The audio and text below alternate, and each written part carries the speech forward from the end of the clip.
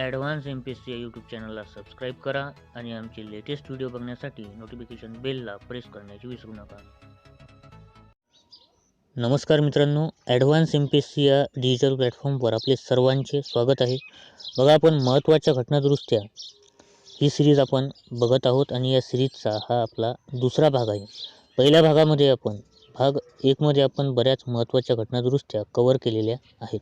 तुम्ही जर या सिरीजचा भाग 1 बघितलेला नसेल तर वर दिलेल्या आय बटनवर क्लिक करून तुम्ही हा भाग बघू शकता. बघा, आता या भागामध्ये आपण काही महत्त्वाच्या घटनादुरुस्त्या कव्हर करणार आहे, ज्या 24व्या घटनादुरुस्ती नंतरच्या घटनादुरुस्त्या असतील. तर आपण पहिल्या घटनादुरुस्तीपासून ते 104 घटनादुरुस्ती दरम्यानच्या सर्व महत्त्वाच्या घटनादुरुस्त्या कव्हर करत आहोत. तर आता आपण 24व्या घटनादुरुस्ती नंतरच्या घटनादुरुस्त्या कव्हर करणार आहे. बघा, आता 24वी घटनादुरुस्ती 1971 ही खूप महत्त्वाची घटनादुरुस्ती आहे. या घटनादुरुस्तीने 2 महत्त्वाच्या तरतुदी घटनेमध्ये समाविष्ट केलेल्या आहेत. त्यापैकी पहिली तरतूद म्हणजे मूलभूत हक्कांसह राज्यघटनेच्या कोणत्याही भागात बदल करण्याचा संसदेला अधिकार देण्यात आला. तर संसदेला घटनेच्या मूलभूत हक्कांसह कोणत्याही भागात बदल करण्याचा अधिकार देण्यात आला आणि ही घटनादुरुस्ती सर्वोच्च न्यायालयाने सुद्धा ही तरतूद सर्वोच्च न्यायालयाने सुद्धा वैध मानलेली आहे. परंतु एक पॉईंट या ठिकाणी लक्षात घ्या की केशवानंद भारती खटला 1973 नुसार सर्वोच्च न्यायालयाने स्पष्ट केले आहे की संसद घटनेच्या कोणत्याही भागामध्ये बदल करू शकते, परंतु घटनेच्या मूलभूत संरचनेमध्ये मूलभूत वैशिष्ट्यामध्ये बदल करू शकत नाही. केशवानंद भारती खटल्यामध्ये सर्वोच्च न्यायालयाने घटनेची मूलभूत संरचना हे तत्व मांडले आणि म्हणून संसद कोणत्याही घटनादुरुस्तीद्वारे घटनेची मूलभूत संरचना बदलू शकत नाही, हे या ठिकाणी लक्षात घ्या. त्यानंतर घटनादुरुस्ती विधेयकाला मान्यता देणे राष्ट्रपतींवर बंधनकारक करण्यात आले. तर घटनादुरुस्ती विधेयक पारित केल्यानंतर राष्ट्रपतींना त्याला मान्यता द्यावीच लागते, ही तरतूद 24वी घटनादुरुस्ती 1971ने घटनेमध्ये समाविष्ट करण्यात आली. तर राज्यसभा आणि लोकसभेने दोन्ही सभागृहांनी घटनादुरुस्ती विधेयक पारित केल्यानंतर राष्ट्रपतीला ते विधेयक पुनर्विचारार्थ पाठवता येत नाही किंवा ते तसेच ठेवता येत नाही. तर त्यांना राष्ट्रपतींना घटनादुरुस्ती विधेयकाला मान्यता द्यावीच लागते. ही तरतूद 24वी घटनादुरुस्ती 1971ने समाविष्ट केलेली आहे. त्यानंतरची महत्त्वाची घटनादुरुस्ती बघा, 26वी घटनादुरुस्ती 1971. तर 26वी घटनादुरुस्ती 1971ने संस्थानिकांच्या माजी शासकांचे तनखे व विशेषाधिकार रद्द करण्यात आले. बघा, स्वातंत्र्यानंतर किंवा घटनेच्या अंमलबजावणीनंतर संस्थाने हे भारतीय संघराज्यामध्ये विलीन झाली, तरीसुद्धा हे जे संस्थानिक होते त्या संस्थानिकांच्या शासकांचे तनखे आणि त्यांना विशेषाधिकार प्राप्त होते. हे तनखे भारत सरकार देत होते. त्यामुळे इंदिरा गांधी सरकारने 26वी घटनादुरुस्ती 1971ने हे संस्थानिकांच्या माजी शासकांचे तनखे आणि विशेषाधिकार रद्द केले. त्यानंतर बघा, त्यानंतरची महत्त्वाची घटनादुरुस्ती आहे 31वी घटनादुरुस्ती 1972. खूप महत्त्वाची घटनादुरुस्ती आहे, कारण या घटनादुरुस्तीने लोकसभेतील जागांची संख्या ही 525 वरून 545 इतकी करण्यात आली, म्हणजे वाढवण्यात आली. तर ही एकमेव अशी घटनादुरुस्ती आहे की जिने लोकसभेची सदस्य संख्या ही 525 वरून 545 इतकी करण्यात आलेली आहे. तर घटनेच्या कलम 81 मध्ये लोकसभेची संरचना दिलेली आहे आणि त्यामध्ये लोकसभेची महत्तम सदस्य संख्या 552 एवढी सांगितलेली आहे की 552 पेक्षा जास्त लोकसभेमध्ये सदस्य असणार नाहीत. त्यामुळे आता सद्यस्थितीत लोकसभेमध्ये 545 एवढे सदस्य आहेत आणि या 545चं विभाजन 543 सदस्य हे घटक राज्य व केंद्रशासित प्रदेशांचे आहेत, तर 2 सदस्य हे राष्ट्रपतींद्वारे अँग्लो इंडियन समुदायातून नियुक्त केले जातात. त्यामुळे लक्षात ठेवा की 31वी घटनादुरुस्ती 1972ने ही सदस्य संख्या वाढवण्यात आली होती. अगोदर 525 होती, ती 545 इतकी करण्यात आलेली आहे आणि सद्यस्थितीत 545 एवढी सदस्य संख्या आहे. त्यानंतर 38वी घटनादुरुस्ती 1975 ही सुद्धा महत्त्वाची घटनादुरुस्ती आहे, कारण एकाच वेळी निरनिराळ्या कारणांसाठी राष्ट्रीय आणीबाणी लागू करण्याची तरतूद या 38व्या घटनादुरुस्ती 1975ने करण्यात आली. आता बघा, लक्षात घ्या की ही 38वी घटनादुरुस्ती 1975 का करण्यात आली किंवा याची गरज का पडली. तर आपल्याला माहीत आहे की आपल्या भारतामध्ये आतापर्यंत 3 राष्ट्रीय आणीबाणी लागू करण्यात आल्या. 3दा राष्ट्रीय आणीबाणी लागू करण्यात आल्या. पहिली राष्ट्रीय आणीबाणी ही 1962 मध्ये भारत चीन युद्धादरम्यान जेव्हा भारत चीन युद्ध झालं तेव्हा लागू करण्यात आली.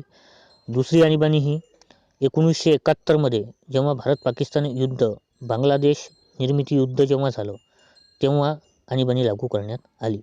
तर ह्या ज्या दोन आणीबाणी आहेत ह्या परकीय आक्रमणं या कारणावरून लागू करण्यात आल्या.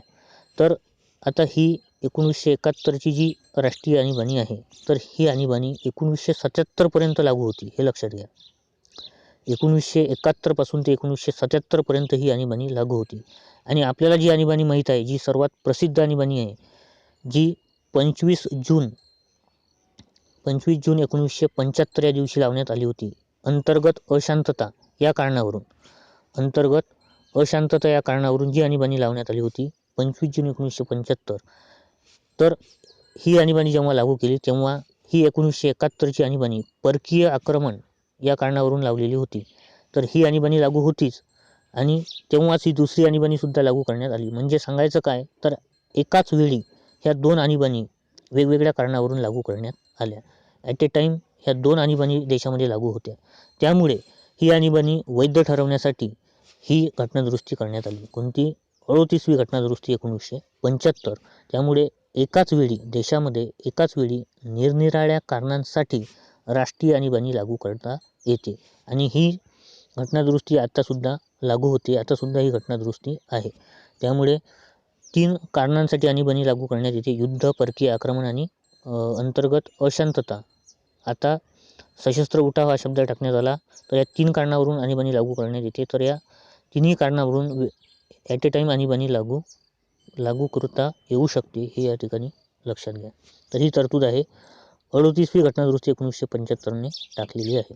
त्यानंतर आता निवृत्ती वय याबद्दलच्या 2 घटनादुरुस्ती आहेत की निवृत्ती वय हे 60वरून 62 वर्ष करण्यात आले. तर ह्या 2 घटनादुरुस्त्या कोणत्या? तर 15वी घटनादुरुस्ती 1963 आणि 41वी घटनादुरुस्ती 1976. तर 15वी घटनादुरुस्ती 1963ने उच्च न्यायालयाचे न्यायाधीशांचे निवृत्तीचे वय हे 60वरून 62 वर्ष एवढे करण्यात आले. तर 41वी घटनादुरुस्ती 1976ने राज्य तसेच संयुक्त लोकसेवा आयोगाच्या अध्यक्ष तसेच सदस्यांचे निवृत्ती वय 60वरून 62 वर्ष इतके करण्यात आले. त्यानंतरची महत्त्वाची घटनादुरुस्ती ती म्हणजे 42वी घटनादुरुस्ती 1976. ही घटनादुरुस्ती खूप महत्त्वाची आहे. हिलाच मिनी कॉन्स्टिट्यूशन असे सुद्धा म्हणतात. कारण आतापर्यंत जेवढ्या काही घटनादुरुस्त्या झाल्या त्या घटनादुरुस्तींमध्ये सर्वात मोठी घटनादुरुस्ती ही होती. त्यामुळे हिला मिनी कॉन्स्टिट्यूशन असे सुद्धा म्हटले जाते. तर आता या घटनादुरुस्तीने काही महत्त्वाच्या तरतुदी घटनेमध्ये समाविष्ट करण्यात आल्या आणि काही तरतुदी ह्या ज्याला अतार्किक किंवा मनमानी स्वरूपाच्या तरतुदी म्हणता येईल. ज्या तरतुदीनंतर मग इतर सरकार आल्यानंतर, जनता पार्टीचं सरकार आल्यानंतर त्यांनी त्या बदलल्या किंवा रद्द करण्यात आल्या.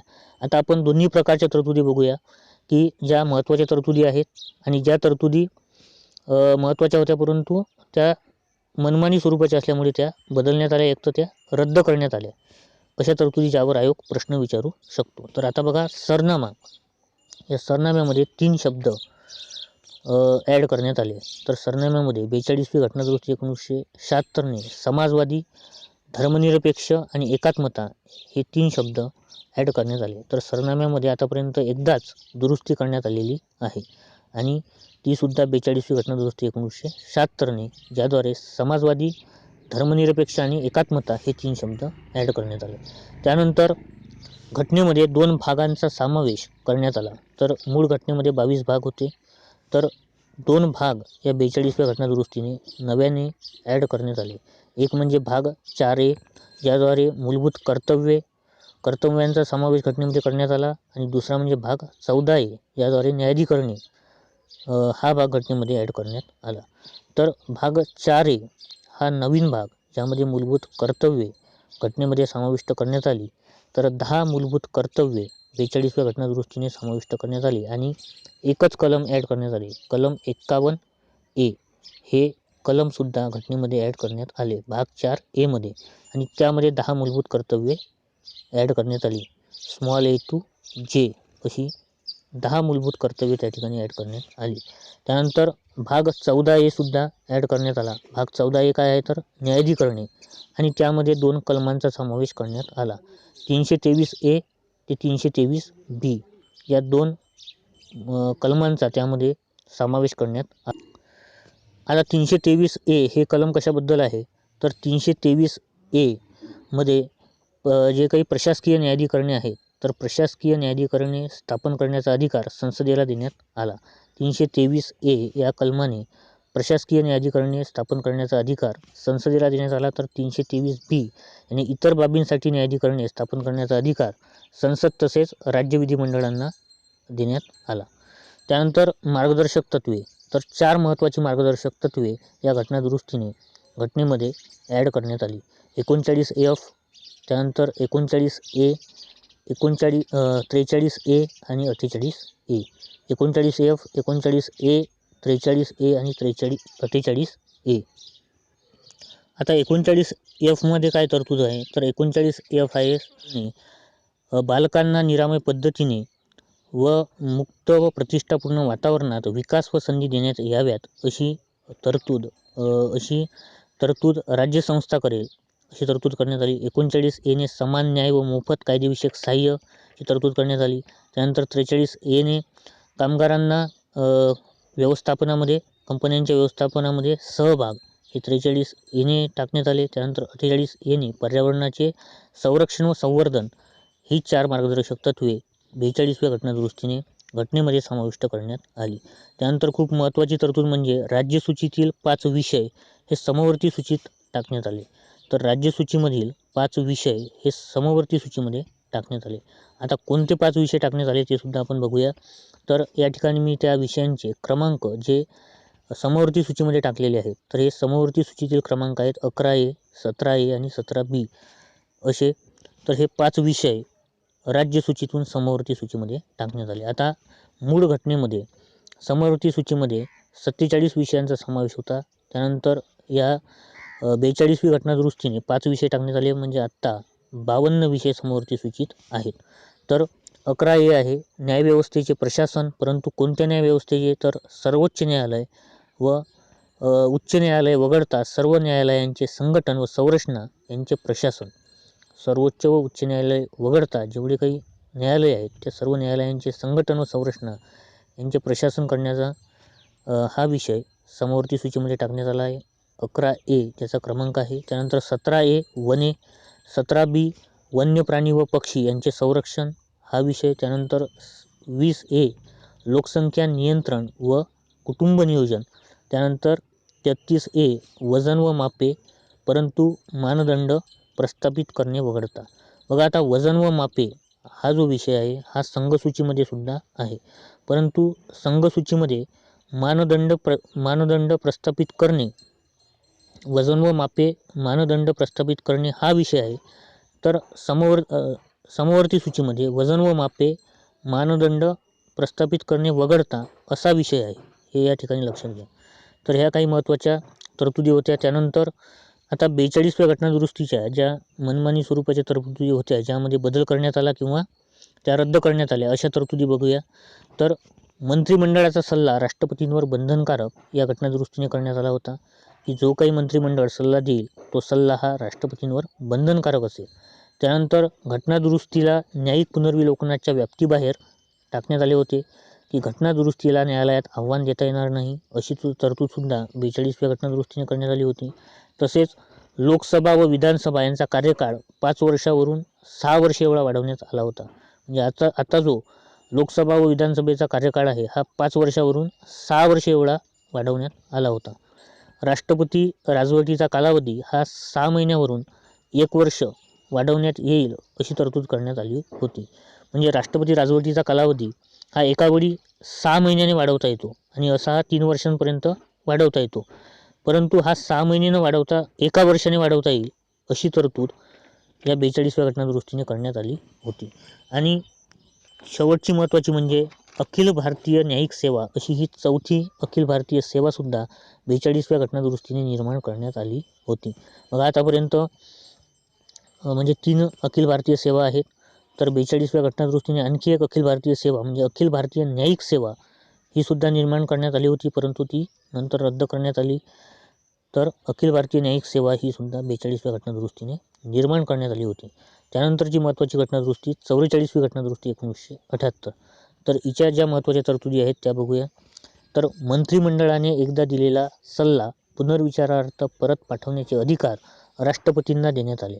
तर मंत्रिमंडळाने जो सल्ला दिला असेल तो सल्ला राष्ट्रपती एकदा पुनर्विचारार्थ पाठवू शकतात, परंतु मंत्रिमंडळाने पुनर्विचार करून दिलेला सल्ला हा राष्ट्रपतींना मान्य किंवा राष्ट्रपतींवर मान्य बंधनकारक करण्यात आले. राष्ट्रपती एकदा परत पाठवू शकतात, परंतु पुनर्विचार करून दिलेला सल्ला राष्ट्रपतीला मानावाच लागतो, असं 44व्या घटनादुरुस्तीने त्या ठिकाणी दुरुस्ती करण्यात आली.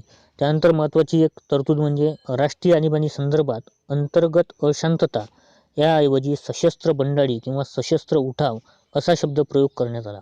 बघा, अगोदर 3 कारणं होते, त्या 3 कारणापैकी अंतर्गत शांतता हे कारण होते, परंतु हा अंतर्गत अशांतता हा शब्द खूप संदिग्ध किंवा याचे खूप जास्त अर्थ निघत असल्यामुळे हा शब्द काढण्यात आला आणि त्या शब्दाच्या जागी सशस्त्र बंडाळी किंवा सशस्त्र उठाव असा शब्द प्रयोग करण्यात आला. कारण या अंतर्गत अशांततेवरूनच इंदिरा गांधींनी 1975 आणीबाणी लागू केली होती. त्यामुळेच हा शब्द वगळण्यात आला आणि त्या जागी सशस्त्र उठाव किंवा सशस्त्र बंडाळी हा शब्द टाकण्यात आला. त्यानंतर खूप महत्त्वाची तरतूद म्हणजे मालमत्तेचा हक्क वगळून हा हक्क कायदेशीर करण्यात आला. बघा, मूलभूत हक्क जे आहेत, आपले जे मूलभूत हक्क आहेत त्यामध्ये अगोदर मालमत्तेचा हक्कसुद्धा होता. आता हा कुठे होता? तर हा होता कलम 19(1)(f) आणि कलम 31 आता कलम 19(1)(f) काय होते हे लक्षात घ्या, की कलम 19 आता 6 स्वातंत्र्य आहे, बरोबर आहे. तर अगोदर कलम 19 मध्ये 7 स्वातंत्र्य होती. तर जे 7वं स्वातंत्र्य होतं ते होतं की प्रत्येक व्यक्तीला मालमत्ता संपादन करण्याचा, ती राखण्याचा, तसंच विकण्याचे सुद्धा स्वातंत्र्य होते. प्रत्येक नागरिक जो आहे भारताचा त्याला मालमत्ता संपादन करण्याचा, ती राखण्याचा व ती विकण्याचे स्वातंत्र्य असण्याचा हक्क होता. आणि कलम 31 घटनेची जी कलम 31 होती त्यामध्ये सर्व व्यक्तींना, त्यामध्ये नागरिक तसेच परकीय सर्व व्यक्तींना मालमत्ता हिरावून घेण्याविरोधी हक्क दिले होते. म्हणजे एखाद्या व्यक्तीची मालमत्ता ही हिरावून घेता येत नव्हती, असा हक्क कलम 31 होता. त्यामुळे हे दोन्हीही कलम 19(1)(f) आणि कलम 31 दोन्हीही वगळण्यात आले आणि हा मालमत्तेचा हक्क कलम 300(a) मध्ये घटनेचा भाग 12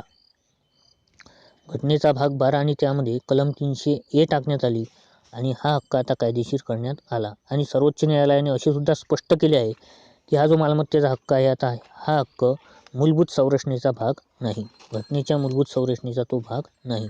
त्यानंतरची महत्त्वाची तरतूद बघा, राष्ट्रीय आणीबाणीमध्ये कलम 20 व 21 मध्ये दिलेले हक्क निलंबित करता येणार नाहीत, अशी दुरुस्ती कलम 359 मध्ये करण्यात आली. बघा, कलम 359 काय आहे हे लक्षात घ्या, की कलम 359 मध्ये हा बदल करण्यात आला. तर कलम 359 ही राष्ट्रपतींना एक अधिकार देते. कोणता?